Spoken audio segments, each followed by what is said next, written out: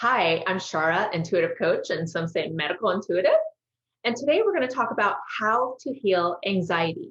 Now, anxiety is something that even us most normal people have. So many of us struggle with anxiety. So I'm going to give you some tips and tools to handle it. Now, if the anxiety is not dealt with, it will, first of all, show up on the somatic body layer and eventually down the road result in various diagnoses and illnesses, particularly the ones that constrict around the throat and around the chest. So that could show up in your heart, it could show up in your thyroid, it could show up around your lungs. There's a whole bunch. I talk more about this in my book. The other negative, well, there's two main other negative consequences of not addressing your anxiety.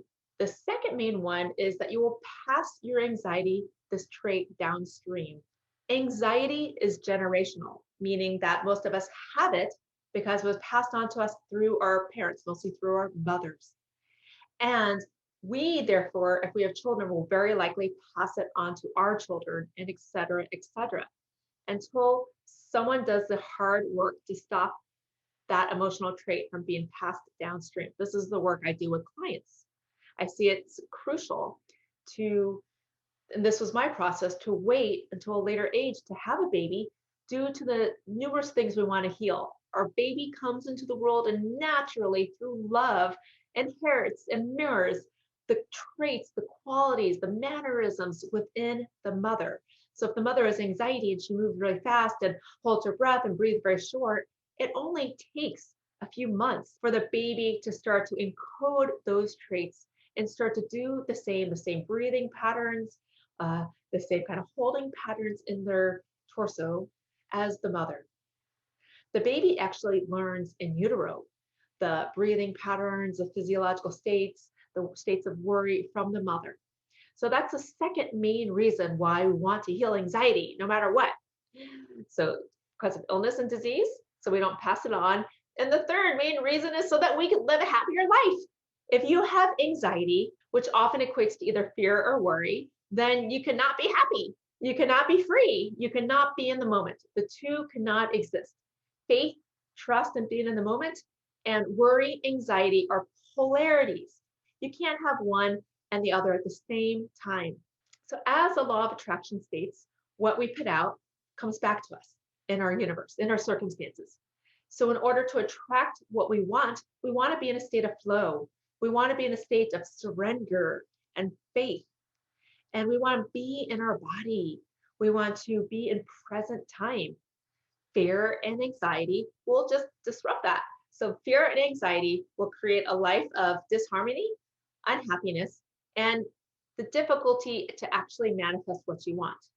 Now, I know lots of the clients I work with are overachievers. I'm an overachiever too. And so when we have high goals for ourselves, that creates that running energy, the momentum to get to where we want. That could come with anxiety, but it doesn't have to.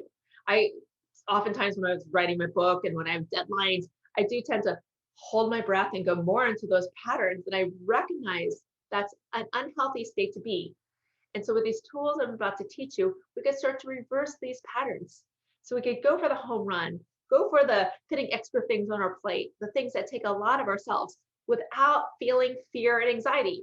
Rather, we could make light of it and we could start to have joy even in the craziness and the chaos of life. Okay, so now for my tools. Are you ready? Tip number one, anytime you have anxiety, automatically the energy goes up to your head and up to your chest.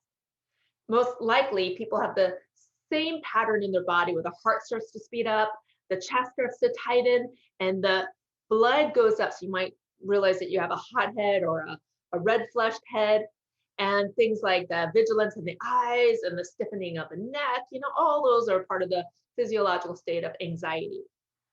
So one solution is literally just to bring the energy down into your feet. This works like ridiculously effective. It's crazy. So as an energy healer, I might shut my eyes and actually through Reiki, bring the energy down, but you can do this yourself. Just go ahead and shut your eyes with me right now. If you're feeling any stress or anxiety, just feel it from your bottom of your throat up. That's where it's housed. And you can think of it like a coffee compress pushing the anxiety, the energy down. Bring it down, down, down, down, down, down, all the way down into your ankles and feet. And I want you now to think about your feet. Think about your 10 toes right now. Wiggle your 10 toes and pretend like you have a pencil and trace the circumference of your feet with that imaginary pencil. And feel the energy of the earth beneath your feet, the ground coming up to meet your feet, whether you're sitting or standing, or maybe you're laying down. This exercise is actually probably easier to do while you're sitting in a chair, so your feet are on the ground. But you could also imagine yourself standing up and doing this. So literally, no matter what it takes, just bring your energy, all your focus right now into your 10 toes, into your foot. I'm still wiggling my toes, bringing my energy down.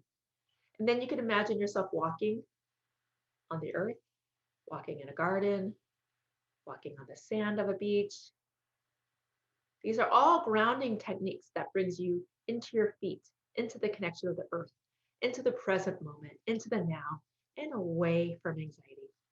So that's tip number 1. Bring your energy from above to below.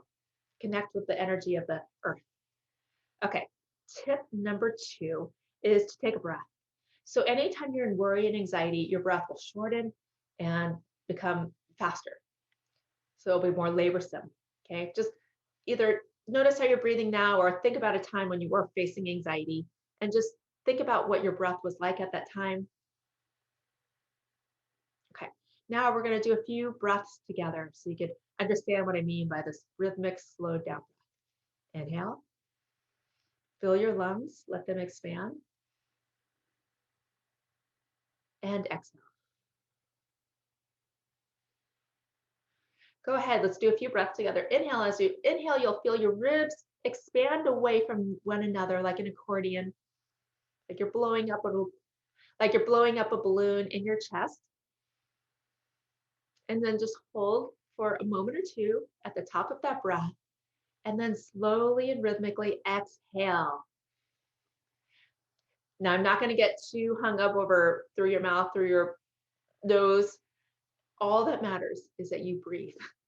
So let's take a big inhale together. Blow up that balloon in your chest.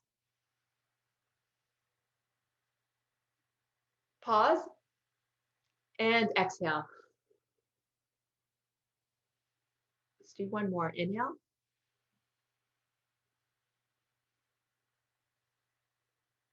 Pause and exhale.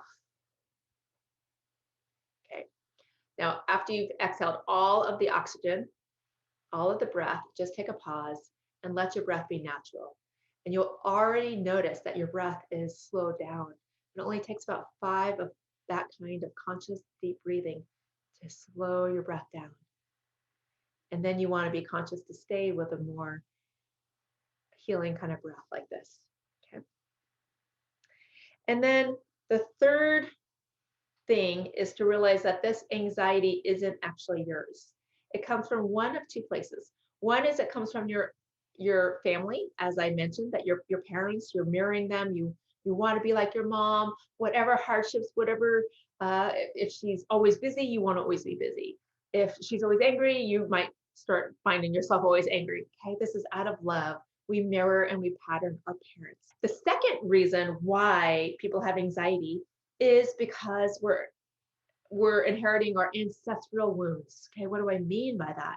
Well, fear and violence has been going on throughout history. Genocide, wars, okay? The biggest kind of fears, the fear for your life that you can think of. Right now, we may sometimes feel like we're fearing for our life in order to get a good grade on our test or to do good at work. But those are false fears appearing real. That's what we call fear, okay? This trait, or as I call meme, it's passed on through the generations to our present time. But if we go back many generations, and I do this with the psychic work because most of us don't know what was actually going on. We only know from reading history books that our family lived through the Depression and they lived through whatever war was going on where you were living at that time. Some lived through the Holocaust, World War I, World War II, all the civilization wars for, when we were all in Rome, in Italy. All it's just, I don't think there's been more than one generation without a war that is going on around you where you have actually reason to feel a little bit of fear. Okay. My point here being, we're still processing these ancestral wounds. This is the work I do. I help people to heal that ancestral wounding. But for right now, just with this understanding and this realization that this has been going on for a long time, good reason to feel fearful and worry.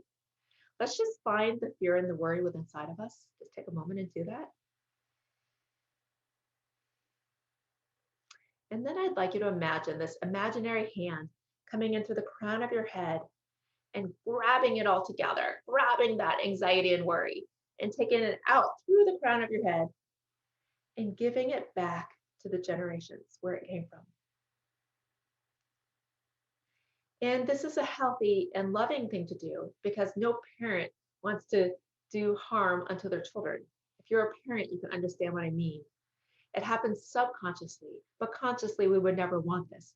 So that means willingly, all of the past ancestors will, even in the subconscious field, take back this wounding. So just imagine them taking back the wounding that's theirs. And let's do the same for the family anxiety. If we're struggling with anxiety and worry, find it within inside yourself.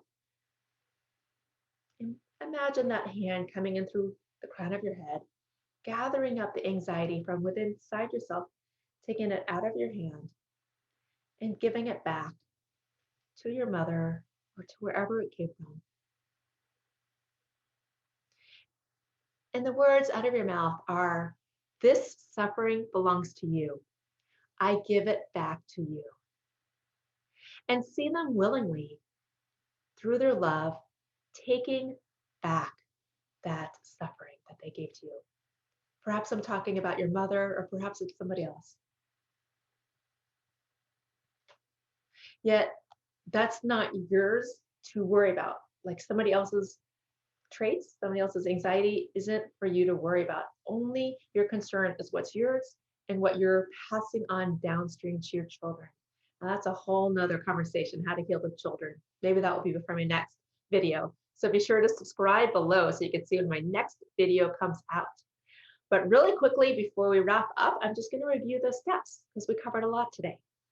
When you're feeling anxiety, bring the energy from your head down, down, down into your feet. Secondly, take a deep breath. Push pause on whatever you're worrying and fearing about. Just push pause and take that breath. And then realize that this anxiety and fear isn't really yours. You're replaying the record player that was passed on to you from birth. You almost came in with the ancestral wounding, and then shortly after you came into your family, you were mirroring and matching the behaviors that you saw around you. So by the time you were 2 years old, you were already programmed for worry and anxiety.